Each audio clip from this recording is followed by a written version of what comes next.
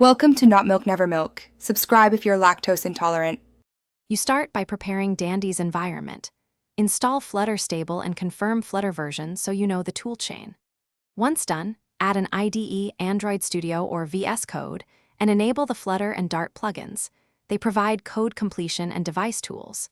Make sure to create or accept Android licenses and configure an emulator or plug in a phone with USB debugging enabled. This gets you from zero to a runnable project quickly, so you can build without interruption. You now scaffold your Dart app.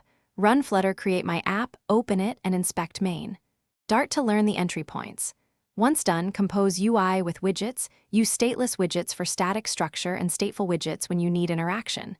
Make layout decisions with rows, columns, and flex. Wrap long lists in list view.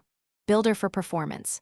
During work, press Hot Reload to preserve state and see UI changes instantly. Use Hot Restart when changing main or init logic. You finish by building and signing. Use Flutter Build App or iOS and follow platform signing instructions so your app is installable. Once done, optimize binary size, enable tree shaking, split APKs, and remove unused packages, so Dandy's world runs smoothly on low-end devices. Make sure to test on real hardware before publishing. If something breaks, run Flutter Dr. V and Flutter run verbose to collect errors, then fix platform-specific issues, like SDK paths or...